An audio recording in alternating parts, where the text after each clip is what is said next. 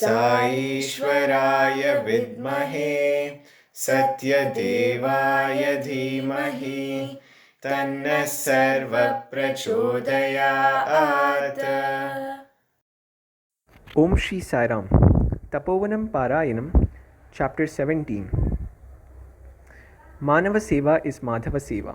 Service to man is service to God. Service is the most difficult of the 9 steps to inner reality. It is basically action arising out of the yearning to win the grace of God. It is the most important step to erase ego. Through service alone can man attain mastery of senses, the passions, and the predilections, and through that reach divinity itself. I have come to teach you the proper attitude of service. For love expresses as service, and God is love. Service of man leads to a discovery of man as God. Baba. Swami addressed a huge gathering of his devotees who were anxiously planning to celebrate Bhagwan's 60th birthday on a grand scale. He said, "Spirituality has no meaning to a person suffering from hunger. To the hunger stricken, bring God in the form of food. To the distressed and distracted, in the form of peace. To the sick, as medicine, and to the afflicted, a remedy for the affliction. Only thus can spirituality enter one's heart. Anything done otherwise produces agnostics and atheists instead of believers.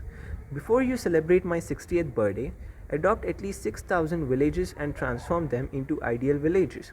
The spiritual benefit deriving from japa, silent repetition of mantra, tapas, penance, yagna, oblation, and yaga, religious sacrifice, will accrue from divine love alone. And all of this means to attain divine love, seva, service to mankind, is unrivaled.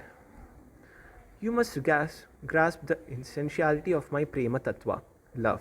Whatever Sai does or thinks or says or sees, it is entirely for your sake and not for Sai's sake. I have no happiness of my own. Your happiness is my happiness. I have no desires whatsoever. You may think Sai is doing this or doing that. Nothing is for myself. Everything is for you. Believe it or not.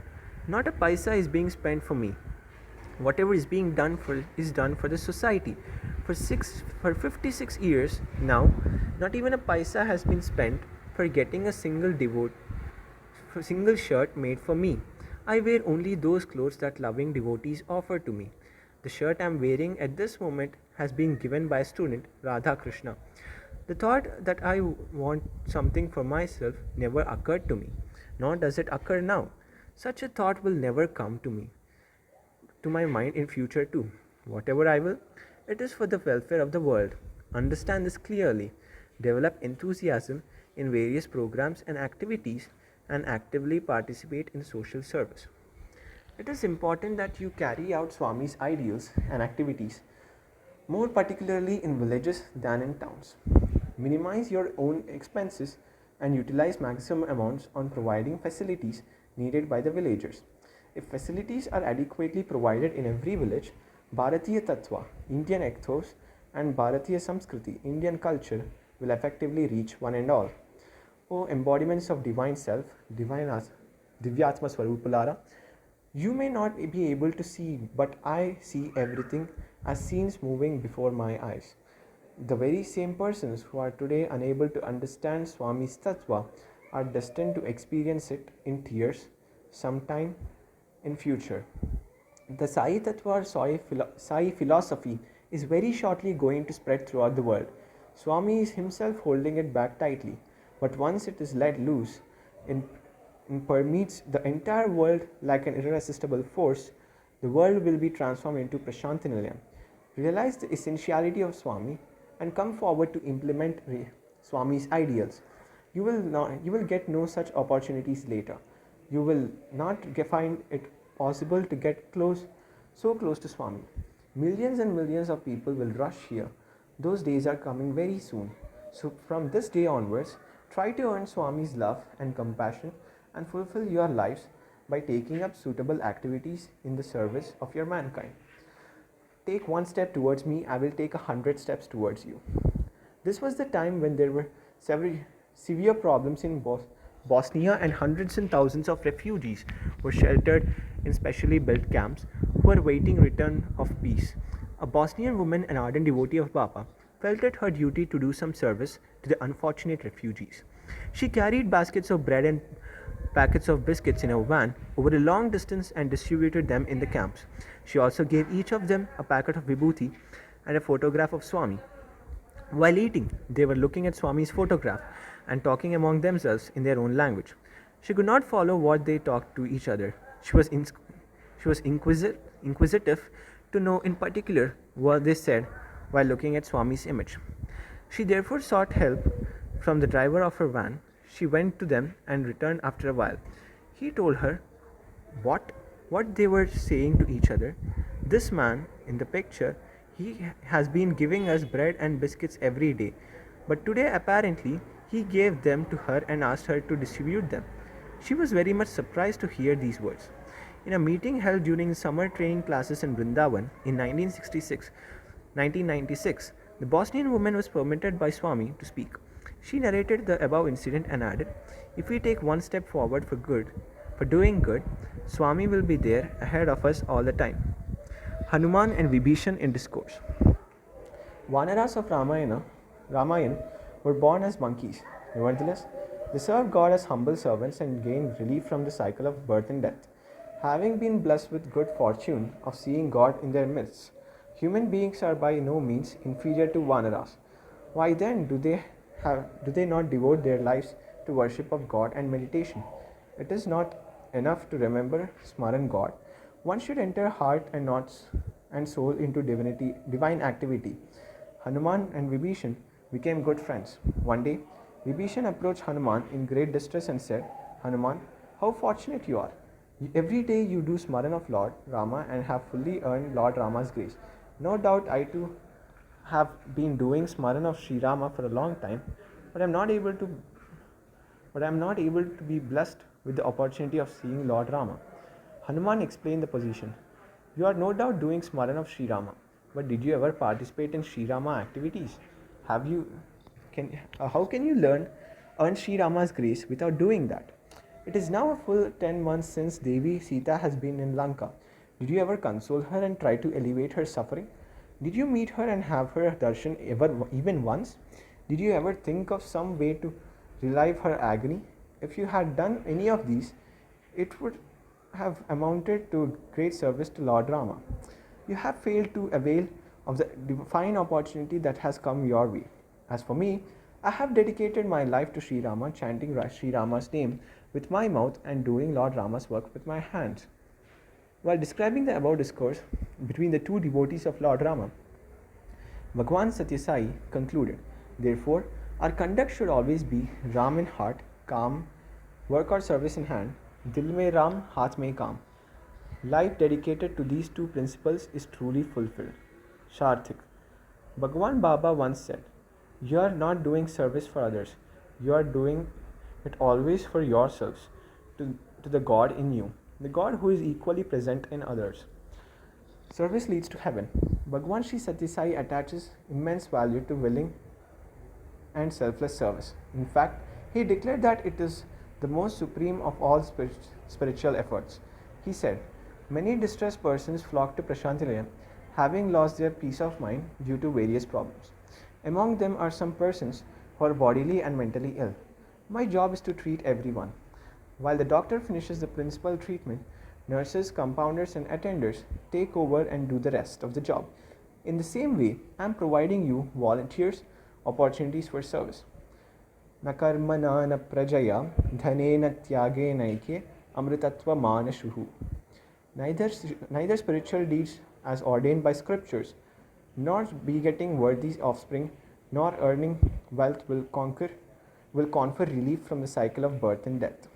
Sacrifice alone can bring immortality, amritatva. This is the truth proclaimed by the Vedas.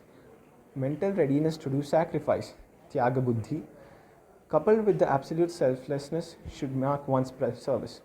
This is one highway to reach Paramapada, one and only highway, that is God's abode. Service, seva, occupies the most exalted position among all kinds of sadhanas. God Himself has incarnated in human form to serve mankind through recitation of dharma and he is undertaking numerous programs of service. In such a situation, if man too comes forward to dedicate himself to selfless service, there can be no doubt that God's grace will be assured. It is not necessary that service should be confined only to precincts of Prashantalayam. Serve the suffering, the poor, and the needy wherever you find them, in your village or the place to which you go on pilgrimage or anywhere else, and at any time. Normally, water by itself costs nothing, but combined with milk, the same water gains in value. In the same manner, if you add a bit of your service to any of the holy activities of Swami, your contribution acquires greater weight and significance. Once Lord Sri Krishna asked his poet saint devotee Suradas, what would he desire to have? And he quickly added, leave it. Will you agree to be my servitor? Suradas humbly replied, Krishna, if I become your servant, it may generate ego in me. Moreover, what service can I do to you? There are innumerable persons who possess the necessary devotion, ability, competence, and also facilities for doing service to you. However, any number of your lowly servitors are there who themselves need succor and your help. Bless me with good fortune of serving such unfortunate people. If you would like to please me and satisfy me, you need only to see me in every living being. Serve all living beings like how you serve me. This will make me happy, says Baba. Maintain spirituality throughout life. Speaking to students in Kodaikanal, Bhagwan Baba once narrated a delightful parable, which was as amusing as it was profound. Once, all vegetables in the world entered into a dispute about which of them was the greatest. Unable to come to an agreement, they prayed to Lord Brahma, Lord Sri Mahavishnu, and Lord Maheshwara to intercede and decide. Responding to their prayers, the three gods came down to earth. They heard every vegetable with all sympathy, patience, and understanding that the sensitive issue deserved. Finally, they decided the particular vegetable was the greatest. What was it? The humble onion. All other vegetables were astounded. Each of them possessed admirable qualities. How could these gods decide the onion was the greatest? Sensing their grievance, God spoke up. They said, there is no doubt that all of you possess commendable qualities, but onion has one additional and special trait which none of you can boast of. That is, to retain the same smell unchanged throughout life. That is why we have decided in its favor. Be like the onion. Whether you are happy or unhappy, comfortable or suffering, never abandon your trait of being devoted to God. This explanation satisfied with all the aggrieved vegetables. Softly stroking his beard, Lord Brahma wished the winner, as long as I exist, may you possess a beard like me. If you look closely at onion, you will find a thin beard adorning it. Lord Vishnu blessed the onion. Cut vertically, you will display one of my insignia, the Shankha. Cut horizontally, you will reveal another of my insignia, the Chakra. Cut an onion and you will notice this. Lord Shiva blessed it.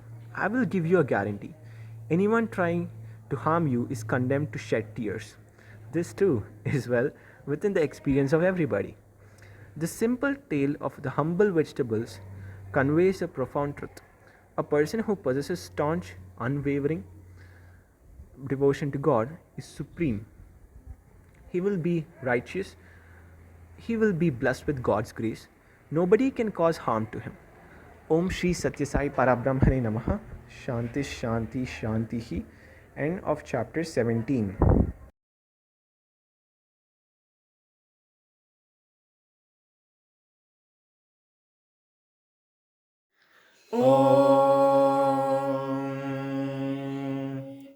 साईश्वराय विद्महे सत्यदेवाय धीमहि तन्नः सर्वप्रचोदयात्